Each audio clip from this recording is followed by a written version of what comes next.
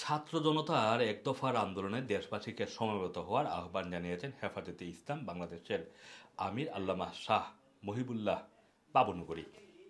মানে সোমবারে এই আজকে সারা দেশে যে লং মার্চ অনুষ্ঠিত হবে সেখানে কৌমি অঙ্গনের যারা রয়েছেন তাদেরকে যোগ দেওয়ার আহ্বান জানিয়েছেন তিনি। রোববার রাতে সংবাদ মাধ্যমে পাঠানো এক বিবৃতিতে তিনি এই আহ্বান জানান। বিবৃতির বিষয়টি হেফাজতে ইসলামের যুগ্ম মহাসচিব মীর ইদ্রিস নিশ্চিত করেছেন। বিবৃতিতে তিনি বলেন, দেশের বীর ছাত্র জনতা সোমবার এক দফার ঢাকা চলো কর্মসূচি দিয়েছে। এর সঙ্গে একাত্মতা প্রকাশ করে দলমত নির্বিশেষে সবাই ঢাকা চলুন। এটা তাদের মুক্তির লড়াই হিসেবে তারা বলছেন।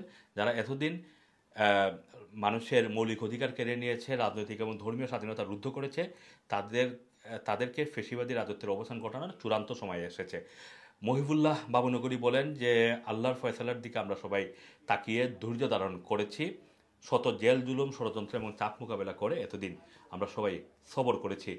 আজকে সময় এসেছে রুখে দাঁড়ানোর। সারা দেশে কারফিউ জারি করায় পূর্বঘোষিত সোমবারের শোক মিছিল স্থগিত করেছে ক্ষমতাসীন দল আওয়ামী লীগ। একই সঙ্গে বীর মুক্তিযোদ্ধা শেখ কামালের জন্মবার্ষিকীর যে কর্মসূচির আনুষ্ঠানিকতা সেটাও স্থগিত করা হয়েছে। রোববার 4 আগস্ট রাতে গণমাধ্যমে পাঠানো একটি বিবৃতিতে এই তথ্যটি জানিয়েছেন দলটির উপদপ্তর সম্পাদক সায়েম খান। এদিকে ছাত্র আন্দোলনের সাথে এখন কওমি মাদ্রাসার শিক্ষার্থীরা যখন যুক্ত হয়ে যাবে তখন আসলেই সরকারের জন্য বিষয়টা অনেকটাই জটিল আকার ধারণ করতে পারে।